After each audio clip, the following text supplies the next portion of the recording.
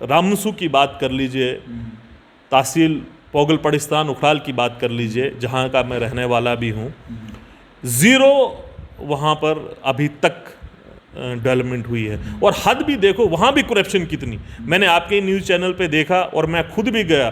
PHC उखड़ाल में इतना बड़ा इशू था, वहाँ क्रैक सामने दिख रहे थे।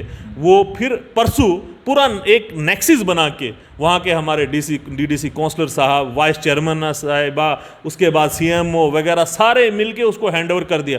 हम चाहते थे वो हैंडओवर हो, मगर अगर वहाँ पे गलत हो, वो क्रैक्स हैं, उस पर इंक्वायरी भी हो। मगर आप देखिए कि हमने आवाज़ उठाई, मीडिया में बात उठी, मगर एक किसी को छोटी सी कोई प्रॉब्लम तक नहीं हुई। क्यों? क्योंकि इस हमाम में सब नंगे हैं। Everybody is taking money, everybody is in. Firoz भाई, आमा दर्द रोड की आपने बात की। अभी रोड तो चलो जब आएगा तब आएगा, वो तो कागजों में, मतलब डीसी साहब भी बोल रहे थे काफ़ी जल्द उसका काम लगने वाला है, लेकिन उसके बाद भी अब 3 महीने होने को हैं।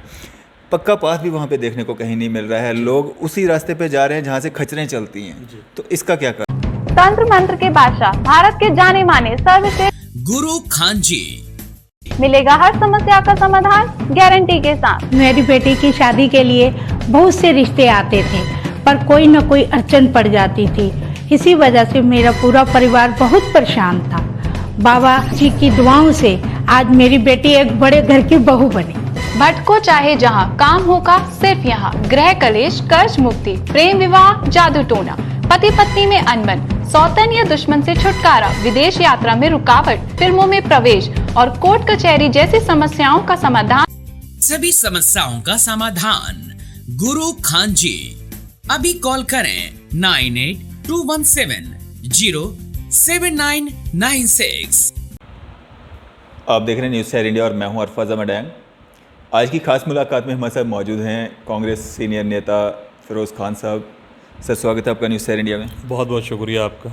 फिरोज़ भाई, आज हम डिस्ट्रिक्ट रामबन में मौजूद हैं और डिस्ट्रिक्ट रामबन की अगर हम बात करें, मैं काफ़ी सारी पंचायत में गया और पंचायत को जिस तरह से एम्पावरमेंट करने की बातें कही गई थी और जिस तरह से स्लोगन्स दिए गए थे या जो एड्स लगाई गई थी, जो करोड़ों रुपया खर्च किया गया था होर्डिंग्स पे, तो वैसा कुछ ग्राउंड रियलिटी दिखती नहीं है वहाँ पे। तो आप यहाँ पे रहते हैं, आपने डिस्ट्रिक्ट रामबन को काफ़ी अच्छे से देखा है, आपने इलेक्शन भी लड़े, तो क्या देखते हैं आप ग्राउंड पे? है वो चीज़ें जो दिखाई जा रही हैं टीवी इंटरव्यूज़ में या होर्डिंग्स में? देखिए, ये जो पंचायती राज सिस्टम था, ये राजीव गांधी ने इसमें 73-74 अमेंडमेंट करके एक 3 टायर पंचायती राज सिस्टम लाया था। और सरकार ने भी बहुत बड़े बड़े वादे किए कि हम डीडीसी का इलेक्शन कराएंगे, पहले सरपंचेस और पंचेस का इलेक्शन रहा है। बट आप जब ग्राउंड लेवल की बात करेंगे तो मुझे लगता है वो भी हेल्पलेस फील कर रहे हैं। एक मिनिस्टर से मिलने के लिए वो सारे रिजिग्नेशन दे रहे हैं, कोई भी काम नहीं हो रहा है। ग्राउंड लेवल पे आप देखोगे तो आज हमारी कंडीशन जो पहले थी उससे भी बुरी हो गई है। अभी बर्फ़ पड़ जाएगी तो रोड्स नहीं है, ड्रेनेज सिस्टम नहीं है। सिटी, आप रामबन सिटी की बात कर लो, यहाँ पर प्रॉपेज म्यूनसिपलिटी का काम नहीं है, तो आउटस्कर्ट्स की तो बात ही छोड़ो।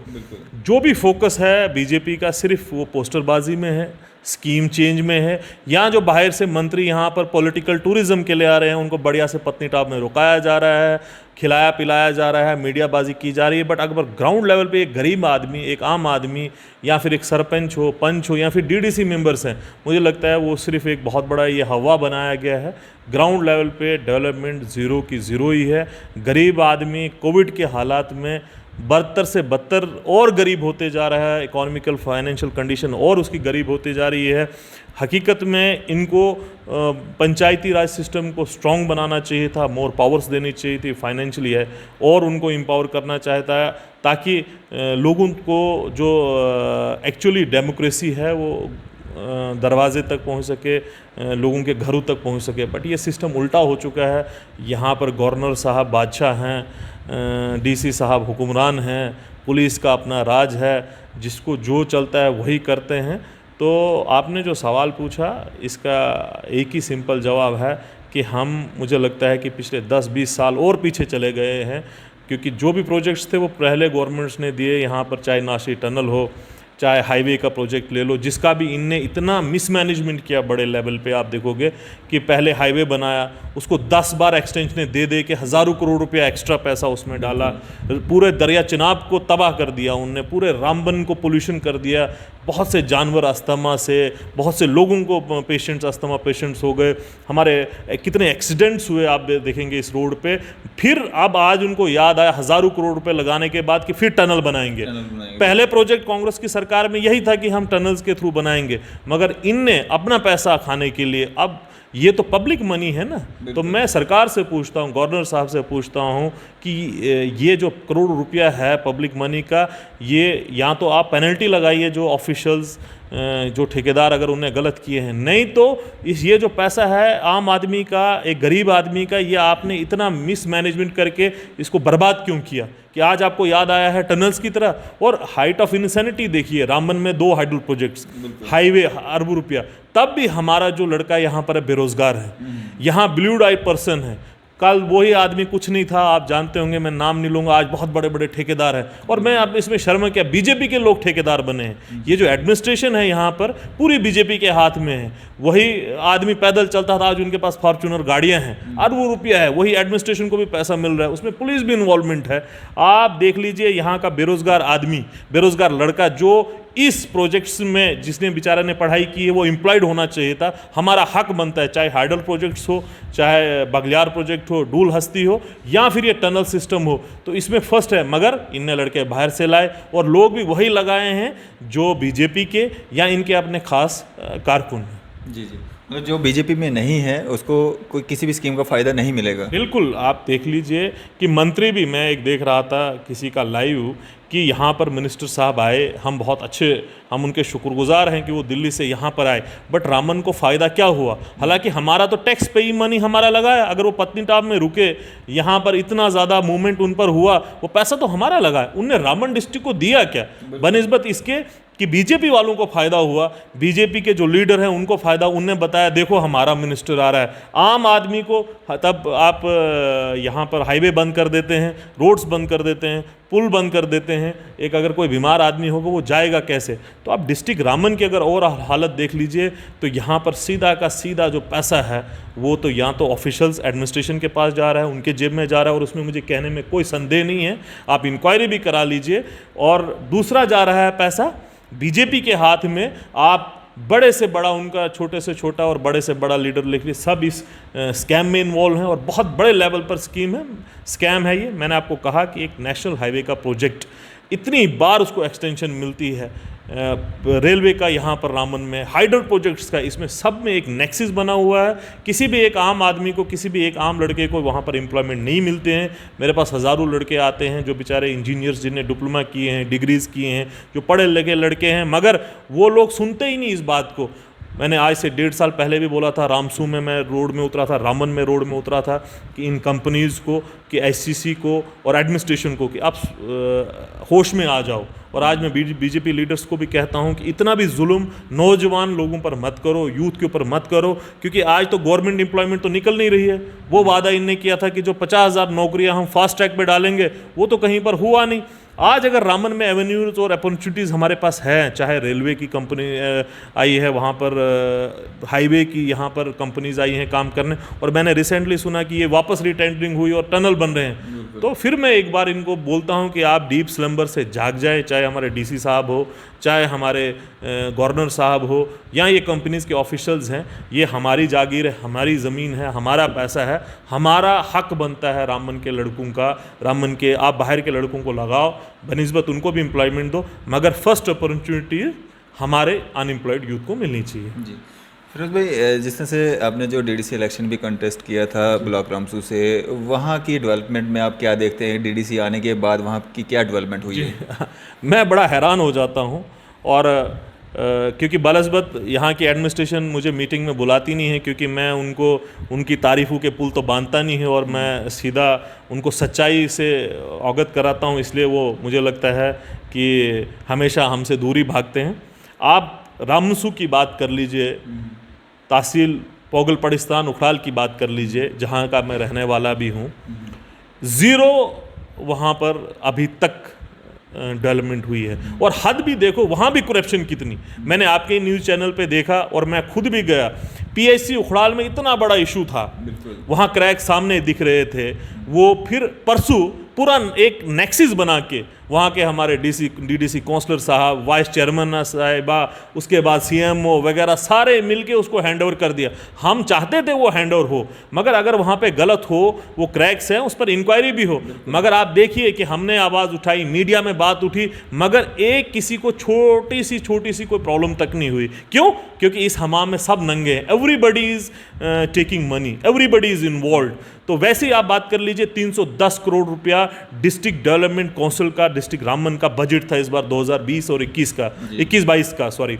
तो उसमें से 71 लाख रुपए सिर्फ और सिर्फ हमारे तजुर्बाकार सियासतदान जो कहते हैं पोगल पड़िस्तान से, वो उनने लाया। साल भर वो दिखते नहीं हैं, जब उनको मौका मिल जाए, 1 साल हो गया इलेक्शन हुए वहाँ पर, और 1 साल में वो आपको 1 या 2 दिन आए होंगे। वो भी पीएचसी उखड़ाल का इनॉग्रेशन करना था उसको, क्योंकि वहाँ से पैसा मिलता उन लोगों को। या वो कुछ लोग कहते हैं कि उन्हीं ने पहले काम रुकवाया, फिर आज उन्हीं ने शुरू करवा दिया। तो 310 करोड़ में सिर्फ पोगल पड़िस्तान जो हमारी कॉन्स्टिट्यूंसी डीडीसी, उसको सिर्फ 70 या 71 लाख मिला। वो भी आप सोचिए कि उसमें से भी सिर्फ और सिर्फ 3 पंचायती को पैसा दिया, बाकी 10 की 10 पंचायतें छोड़ दी। मेरी पंचायत में सुजमत नसीम है, जिसमें आमा दरदही आता है। जम्मू कश्मीर में आप कहेंगे, बल्कि मैं पूरे हिंदुस्तान घूमा हूँ, पूरे हिंदुस्तान में मैंने सियासत की। अगर कोई सबसे ज़्यादा डिज़र्विंग लोग हैं, अगर किसी को रोड कनेक्टिविटी चाहिए, तो वो सिर्फ आमा और दरदही के लोग हैं। आप समझिए, नीचे से 10 किलोमीटर लोग वो भोज लेके जाते हैं, और पिछली बार कोई बीमार हो जाए तो वहाँ से लेके, नीचे से रामसू से लेकर वो दरदही पहुँचाते हैं। मगर हमारे तजुर्बाकार सियासतदान, हमारे एडमिनिस्ट्रेशन के लोग, हमारे गवर्नर साहब, किसी में किसी को कोई फ़र्क नहीं पड़ता। वही मोदी का नारा था कि हम हर गांव तक रोड पहुँचाएंगे। रोड तो दूर की बात है, बेचारों को छोटी सी फैसिलिटी भी नहीं मिलती है। आप समझेंगे कि इतना हमारी कॉन्स्टिट्यूंसी को इग्नोर किया जा रहा है कि पूरा ब्लैक टॉप हो रहा था और सिर्फ 1 किलोमीटर छोड़ दिया गया। कौन सा? जो मकरकोट का एरिया था उसको छोड़ दिया। और बार बार मैं एसडीएम साहब के पास गया, डीसी साहब के पास गया, उसके बाद वहाँ पर उनने लुक बिछाई। मुझे लुक से याद आया, आपको जो ब्लैक टॉप है, जो मैक्टमाइजेशन होती थी पहले, ये भी पब्लिक मनी का मिसयूज़ हो रहा है। बिल्कुल, हम बहुत बड़े लेवल पे मिसयूज़ हो रहा है। आप बताएंगे कैसे? ऊपर से तो काला कर रहा है।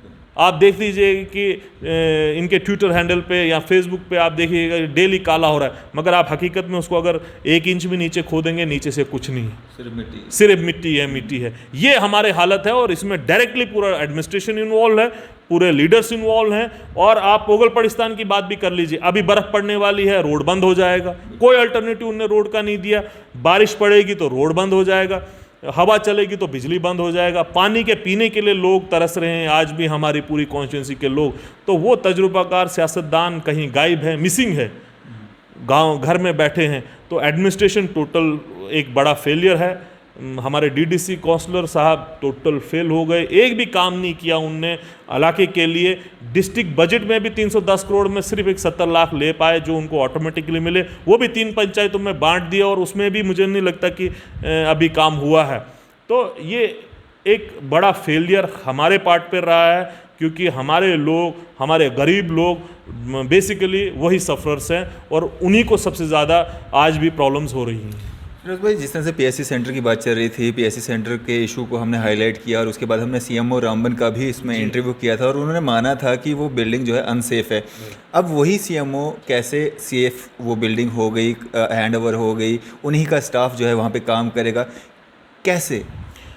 यही तो मुझे समझ नहीं आ रही है। मैं इसीलिए आपसे ये बात की कि ये आप खुद वहाँ पर गए थे, आपके कैमरा ने, आपके न्यूज़ चैनल ने वो दिखाया था क्रैक्स कैसे हैं, और फिर आप सीएमओ के पास गए थे, और सीएमओ साहब ने ये खुद कहा था वो बिल्डिंग अनसेफ है, हम जब तक इंक्वायरी नहीं होगी इंजीनियरिंग। और मैं भी वहाँ पर गया था। जब मुझे मीडिया वालों ने पूछा तो मैंने मीडिया से कहा कि मैं कोई टेक्निकल आदमी तो नहीं हूँ, मगर दरारें तो सामने दिख रही हैं, और जब दरारें दिख रही हैं तो ये कैसे छुप सकती हैं?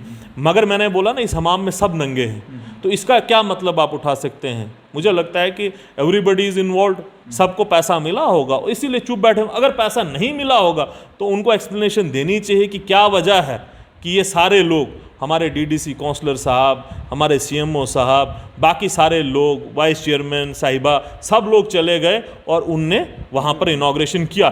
तो ये तो लोगों को जवाब लोग उनसे लेंगे, मगर मेरी गुजारिश फिर है गवर्नर साहब से उस पर इंक्वायरी बिठाई जाए कि ये कैसे हो गया। अगर इस पर इतना बड़ा इशू था तो क्या टेक्निकल टीम ने क्लियरेंस दे दी थी? अगर नहीं दी, क्लियरेंस दी है तो फिर तो अच्छी बात है। अगर वो फिर पब्लिक डोमेन में लेटर आना चाहिए कि जिस पर क्लियरेंस है। अगर नहीं क्लियरेंस दी है तो फिर ये कैसे इनॉग्रेशन हुआ? जी फिरोज भाई, आमा दरदे रोड की आपने बात की। अभी रोड तो चलो जब आएगा तब आएगा, वो तो कागजों में, मतलब डीसी साहब भी बोल रहे थे काफ़ी जल्द उसका काम लगने वाला है, लेकिन उसके बाद भी अब 3 महीने होने को हैं। पक्का पास भी वहाँ पे देखने को कहीं नहीं मिल रहा है। लोग उसी रास्ते पे जा रहे हैं जहाँ से खचरें चलती हैं। तो इसका क्या कारण? मैं जब आमा दरदई से वापस आ रहा था, खोड़ा से आप बीच में देखेंगे तो वो रोड, वहाँ से लोग भी चलते हैं, जानवर भी चलते हैं, पानी भी वहीं से चलता है, नाली भी वही है, और इतना डिफ़िकल्ट है चलने के लिए। मैंने इसीलिए कहा कि अगर ह्यूमैनिटेरियन काज वहाँ पर कोई आज है पूरे डिस्ट्रिक्ट रामबन में, और पहला कोई काम सारे लीडर्स को मिल के करना चाहिए, तो वो आमा दरदई का रोड है। क्यों? क्योंकि वो मुझे लगता है कि ह्यूमैनिटी रीजंस हैं। अगर कोई हमारी बहन या बेटी बीमार हो जाती है, कोई बुज़ुर्ग बीमार हो जाता है, तो उसको 10 किलोमीटर से पीठ पे चढ़ा के लेना है। अगर नीचे से सब्जी भी लेनी है तो 10 किलोमीटर नीचे से ऊपर तक लेनी है। तो पक्का पात भी, मैंने आपको बोला, न पक्का पात बन रहा है न कच्चा पात बन रहा है। क्यों? क्योंकि इसमें कहीं वो यहाँ मैंने बोला, मुझे मेरे एक दोस्त हमसे मजाक करते थे, ये पंचायती जो आज ये काम कर रहे हैं हमारे काउंसलर साहब और बाकी लोग, डीडीसी साहब, ये ऐसा हो गया कि पहले नीचे से डंगा लगाया, फिर उसको ऊपर से डंगा लगाया, फिर जब वो बारिश से फिर निकल गया, फिर अगले साल नीचे से लगाया, फिर बिल उसको ऊपर से निकाला। यही आमा दरदई की हाथ है। मुझे नहीं लगता वहाँ काम नहीं हुआ होगा, काम हुआ होगा, मगर प्रैक्टिकली ग्राउंड लेवल पे कोई काम नहीं है। एक आम आदमी भी उस रास्ते से चल नहीं सकता। तो आपने सही कहा, रोड तो हमारे के लिए एक डिस्टेंट ड्रीम है। डीसी साहब या हमारे बाकी लोग जो भी बोल दें, मगर इसके लिए हम जल्दी एक बड़े लेवल पे एहतजाज शुरू करने वाले हैं। और हमने डीसी साहब को और गवर्नर साहब को दोनों को कहा था कि वक्त पे आप इसका इजाला कर लीजिए, वरना हम रोड पे उतरेंगे। तो रही बात पक्के पात की, तो उसका तो अल्लाह ही हाफिज़ है वहाँ पर। मैंने आपको कहा ना कि हर चीज़ के लिए 70 साल से क्या पंचायतों में ग्रांट नहीं मिलती है? हर साल पैसा मिलता है पंचायतों में। क्या बीडीओ उसके लिए रिस्पॉन्सिबल नहीं है? फिर ये लोग कहते हैं, आप कहते हैं कि करप्ट है या करप्शन इन्वॉल्व नहीं है। यहाँ पर आप देख लीजिए कि मुझे कल किसी ने कहा कि आपको कुछ % देना पड़ेगा अगर आपको कोई काम कराना पड़ेगा या काम करना पड़ेगा। अगर वो सबसे इम्पॉर्टेंट जो लाइफ लाइन है खौड़ा की, आमा की, दरदई की, वहाँ मनासपुरा की, जो भी लोग जाते हैं वो उस रास्ते से जाते हैं सीधा ऊपर। अगर उस रास्ते की कंडीशन इतनी बुरी है तो वो वजह इसकी है कि वहाँ पैसा आया है, उसको यूटिलाइज़ नहीं किया है, वो पेपर्स पे बिलें बनी हैं और फेक निकाल दी है। अगर नहीं बनी है तो आज तक क्यों नहीं बना है? वहाँ सरपंच, वहाँ के बीडीसी चेयरमैन, वहाँ के डीडीसी काउंसलर को जवाब देना पड़ेगा लोगों को कि अगर हमने काम नहीं किया है तो क्या वजूहात उसकी रही है।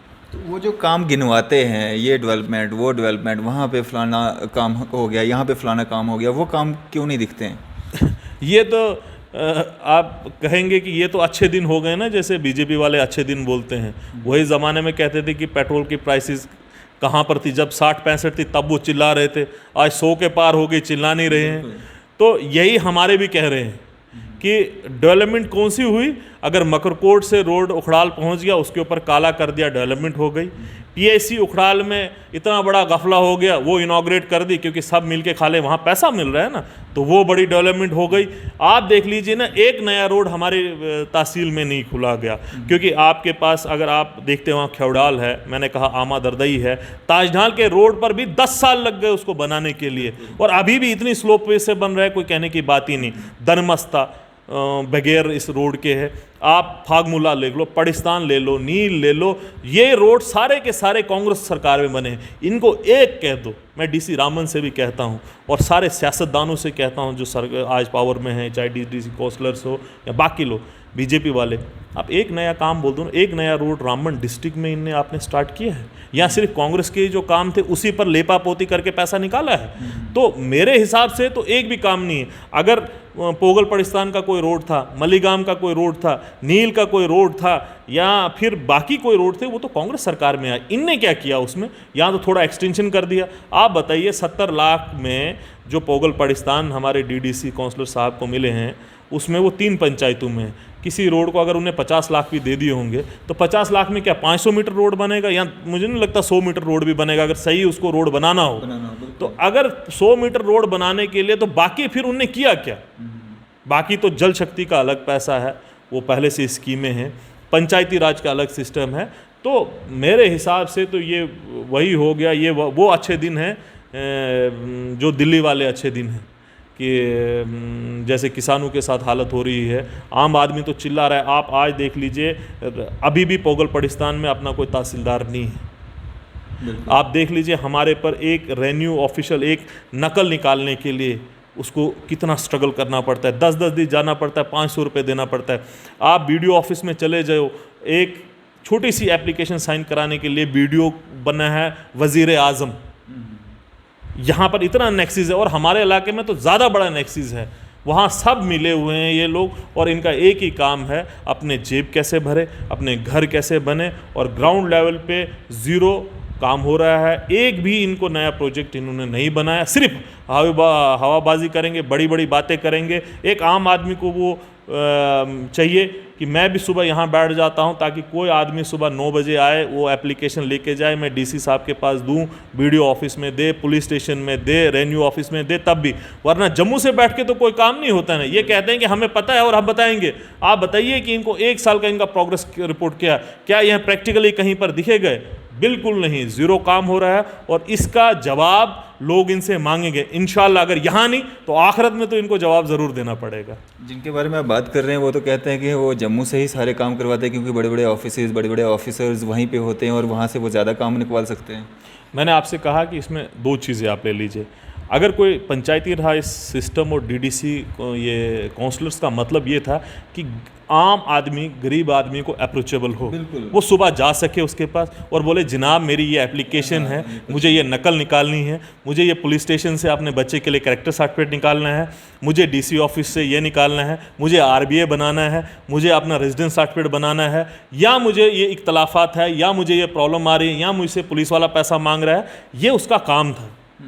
तो वो तो उनने किया नहीं, क्योंकि वो मिसिंग है। पिछले 1 साल से तो हमें कहीं दिखे नहीं, बीच में कहीं आ जाते हैं, वो भी जब अपना फ़ायदा हो तो वहाँ तो दिखेंगे। रही बात कि अगर ये कोई नए काम की, तो ठीक है, हम मान लेते हैं वो जम्मू से ही सारा काम कर रहे हैं, तो आप एक नया काम बोल दो ना जो उनने खोला हो, एक नया प्रोजेक्ट बोल दो। एक अगर नया प्रोजेक्ट उन्होंने खोला होगा, कोई पीएससी बना ली, अगर जो पीएससी दी भी थी वो भी कांग्रेस ने ही दी थी। एक नया रोड वो बोल दे हमने नया रोड बना दिया, सरगली के लिए बना दिया, कहीं मलीगाम के लिए बना दिया, कहीं सुजमतना के लिए, आमा दरदही जहाँ उन्हें हज़ारों के वोट, उनको इतने ज़्यादा वोट पड़े, तो लोगों ने एक लीडर के ऊपर, उनका लीडर का काम होता है कि वो 24/7 अवेलेबल रहे। गरीब आदमी से गरीब आदमी पर, पर्टिकुलरली जो पंचायती राज सिस्टम था, ये मकसद ही इसका था कि government at your door steps, बिल्कुल, ताकि आपके काम हो। तो मेरा जैसा आदमी तो जम्मू पहुंच सकता है, मगर एक गरीब आदमी 500 रुपये खर्च करके वहाँ रात को रहेगा, फिर वो मिलेंगे नहीं मिलेंगे उनके दरवाजे पर, फिर वो काम कैसे पॉसिबल हो? तो मुझे लगता है ये एक मजाक है अगर वो ये बात बोल रहे हैं कि हम जम्मू बैठ के कर रहे हैं। और दूसरी बात, आपने पीएससी उखड़ाल की बात की, मैं उनसे गुजारिश करूंगा, वो हमारे बुज़ुर्ग हैं और रिलेशन में भी हैं, अगर वो ये चाहते हैं कि उन पर ये इल्ज़ाम ना लगे तो वो बताएं कि टेक्निकल क्लियरेंस कहाँ मिली है और उसको साझा भी करें, उसको साझा करें, बिल्कुल, वरना तो हम यही समझेंगे कि वो भी इन्वॉल्व हैं इसमें। बिल्कुल। फिरोज़ भाई, अगर बात करें हम जिस तरह से रामसू तहसील की ही हम बात करेंगे, जिस तरह से पंचायत के लगभग 50 लोगों ने जो हैं अपने रिज़ाइन दे दिए थे, क्या ये एक ड्रामा था या वो वाकया में लोगों की डेवलपमेंट चाहते हैं या अपनी डेवलपमेंट के लिए उन्होंने वो लड़ाई लड़ी थी? मुझे लगता है कि जैसे एक शेर होता है, शेर को अपनी ताकत का अंदाज़ा नहीं होता है, वरना वो किसी को जीने नहीं देगा। वैसे ही पंचीज़ को अपनी ताकत का अंदाज़ा नहीं है। उनको लगता है कि जो ये जिस तरीके से एडमिनिस्ट्रेशन ने उनको दबा के रखा है ना, आप सोचिए, जो मैंने सुना कि मिनिस्टर से मिलने नहीं दिया, पंचायती राज मिनिस्टर यहाँ पर आए और उनसे मिलने नहीं दिया तो हमने इस्तीफ़ा दे दिया। मुझे लगता है कि ये बेबुनियाद रीज़न है पंचायती राज में, क्योंकि वो मिनिस्टर से मिलने के लिए नहीं उनको सरपंच और पंच लोगों ने बनाया है, उनको बनाया है काम करने के लिए। और अगर उनका ये रीज़न था, अगर ये रीज़न था कि उनके काम नहीं हो रहे हैं, वीडियोज़ उनकी बात नहीं सुन रहे हैं, डीसी साहब उनके बात नहीं सुन रहे हैं, तो मैं उनके साथ हूँ, उनका रिजिग्नेशन सही था। मगर उनने फिर रिजिग्नेशन वापस भी ले लिया, तो इसमें तो मैं कोई आगे बात करूँगा नहीं क्योंकि इतना क्लियरेंस नहीं है। पर मुझे लगता है कि वो बेचारे भी मजबूर हैं क्योंकि उनके हाथ में भी कुछ नहीं रहा। मैं आपको बोलता हूँ, एक अभी नया टेंडर ऑनलाइन टेंडरिंग सिस्टम कर दिया है। हर टेंडर को भरने के लिए आपको 600 रुपये बैंक में फ़ीस भरनी है, फिर आपको ड्राफ्ट्स बनाने, एफिडेविट, और अगर एक टेंडर आपको भरना है तो 1000-1200 रुपये प्लस 2 दिन कटते हैं आपके, फिर मिलता है एक आदमी को। ये तो अगर 50 आदमियों ने टेंडर भरा है आपने, फिर उसमें से 50,000 रुपये आपने कमाए और काम है आपका 60,000 रुपये का, तो सरकार गरीब आदमियों से पैसा लूट रही है। मुझे लगता है ये एक टेंडरिंग सिस्टम एक मजाक बना के रखा है, इसको बिल्कुल सिंप्लीफाई कर देना चाहिए। जो पंचायत लेवल पे काम है, पर्टिकुलरली मैं उन कामों की बात कर रहा हूँ जो पंचायत लेवल के, जो 50,000 1 लाख का काम है, उसको बड़ा सिस्टमेटिक ऑनलाइन हो, बनिस्बत उस पर ट्रांसपेरेंसी हो, मगर वो इतना सिंपल भी हो कि गांव के लोग ज़्यादा पढ़े लिखे नहीं हैं, वो कंप्यूटर सिस्टम नहीं जानते हैं, वो एफिडेविट भी उनको बनाना है, मोहरे भी लगानी है, फिर उनको चलान्स भी बनाने हैं, फिर उनको ऑनलाइन टेंडर भी भरने हैं, फिर उनको जीएसटी भी 18% उसमें डीएससी भी बनाना है और 18% भरने हैं। तो सोचिए एक गाँव का आदमी कहाँ पर ये कर पाएगा? मुझे नहीं लगता कर पाएगा। और ये सिस्टम क्यों बनाया गया? ये फिर इसलिए सिस्टम बनाया है कि बड़े बड़े ठेकेदारों को फ़ायदा मिले, और वो ये जो छोटे छोटे काम जो एक पंचायत लेवल पे एम्प्लॉयमेंट देते थे पढ़े लिखे लोगों को, वहाँ गाँव में रोज़गार देते थे लोगों को ताकि वो काम भी कर सके, जैसे मनरेगा थी।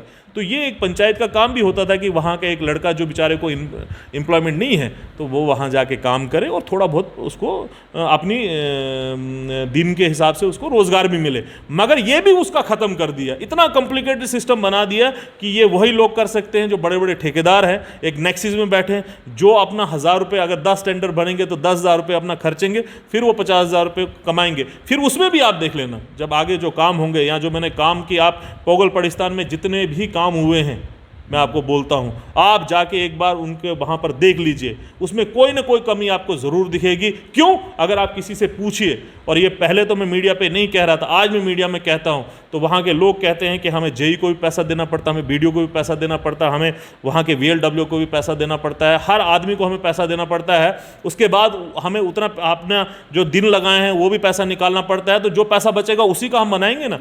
तो ये आम आदमी की आवाज़ है।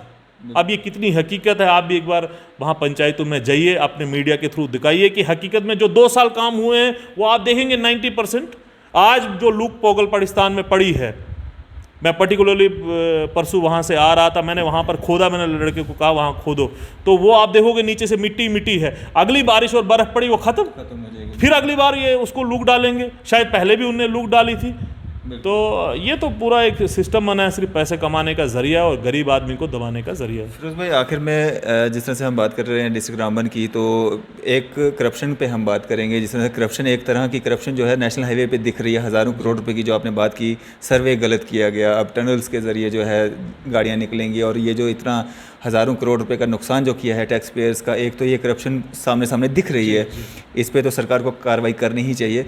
दूसरा, करप्शन आप किस स्तर पे देखते हैं? मैंने पहले भी बहुत सारे इंटरव्यूज़ किए हैं डिस्ट्रिक्ट रामबन में, अगर हम किसी भी ऑफिसर के पास जाते हैं तो वो तो कहते हैं इंक्वायरी होगी, कभी अगर इस तरह का कोई केस आता है तो इंक्वायरी करेंगे हम, लेकिन वो इंक्वायरी कब तक चलती है उसका कोई पता नहीं लगता। मैं आपको कहता हूँ कि रामबन में किसी ऑफिसर्स के खिलाफ बोलना और मुलाजमों के खिलाफ बोलना ऐसा हो गया जैसे आप नरेंद्र मोदी के खिलाफ दिल्ली में बोल रहे हैं। दोनों एक बहुत बड़े दानाशाह लोग हैं, बैठ गए हैं।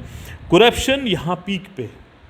मैं आपको इसलिए बोलता हूँ कि आप छोटे से मुलाजिम का घर देख लीजिए, 3-3 फ्लोर 4-4 फ्लोर बिल्डिंग्स बनाए हैं उन लोगों ने, और मैं उनको बोलता हूँ कि आप सुधर जाइए, क्योंकि हम आपको ये जो आपने करप्शन है ये पब्लिक मनी ही छोड़ने। आप किसी भी ऑफिस में चले जाइए, जब तक आप पैसा नहीं देंगे आपका काम नहीं होगा। मैंने आपको छोटा सा बोल दिया, अगर पंचायती राज सिस्टम में अगर आपको बिल भी पास कराना है तो पैसा देना है, अगर आपको प्रोजेक्ट पास कराना है तो पैसा देना है। आपको किसी के पास भी, मैं डीसी साहब के पास गया, और मैंने डीसी साहब को बोला कि आपने पूरे डिस्ट्रिक्ट रामबन में फैलती और परनौत तक सोलर स्ट्रीट लाइट्स लगा दी। 2 महीने की बात है। पहले मैंने उनको एप्लीकेशन दी कि आप नीचे मस्जिद से लेकर जो मेन मेहतरा में डीसी ऑफिस के बैक साइड पे रोड है, जहाँ पर मेन पब्लिक चलती है, यहाँ पर दिन सुबह शाम चलती है, यहाँ पर स्ट्रीट से लगाए।